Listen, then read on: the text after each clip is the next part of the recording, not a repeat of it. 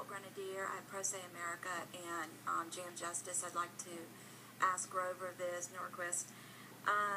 What are we doing about our judges? We have 10,000 people a year who go to jail illegally. I was illegally jailed and tortured in the city of Alexandria. 22 days. I snuck out documents to get out, 14 days in solitary confinement so Senator Mark Warner could be reelected. There's nowhere for me to go for help. All of my complaints have been ignored. Our judges are running wild. It's like the wild, wild west for them. Nobody is policing them. I want to know what you think can be done, because we seem to keep thinking there's a conflict of interest to hold them accountable. But we have 3 judges who have retired early that we will all pay for, especially Richard Roberts here in D.C., who raped a 16-year-old. And we're going to all pay for him to retire. Okay. To the issue, Bill. Yeah, well, to the issue, I mean, there are real challenges. I've heard stories of judicial abuse, and I'm not sure what the best either legislative approach is, but we need to look at it all. We shouldn't go, the prosecutor's always right.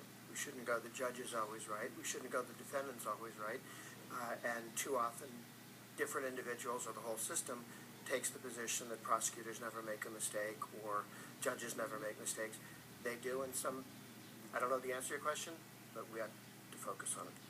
Yeah, one thing I would bring up is in Texas, we had a case involving a gentleman named Michael Morton, who you might have heard of, was wrongfully incarcerated for 26 years, and the judge and the prosecutor in the case obstructed DNA testing for 6 years, which ultimately exonerated him of the DNA of a bandana. But anyway, both of them have been sanctioned by our Judicial Conduct Commission, by our State Bar of Texas. So we need to strengthen those sorts of remedies and make sure there's not ridiculously short statute of limitations, because sometimes you don't realize someone committed misconduct in wrongfully convicting someone until many years down the road. You also mentioned solitary confinement. A lot of states have reduced solitary confinement, such as Maine and Colorado. Some states are getting rid of it entirely for juveniles.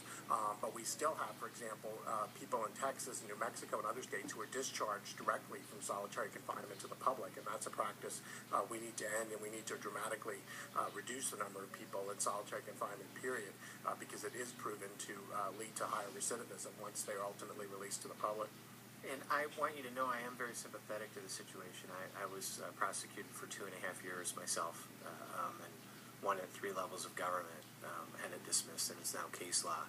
And there is no oversight for prosecutors that choose to go after somebody because they have a blank check without a boss. So I didn't want you to get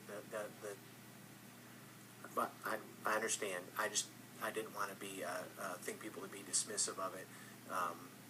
But that is for the staff in the room that's currently, it's a very serious issue, one that I've lived personally. You can read about it in my book, Highly Functional.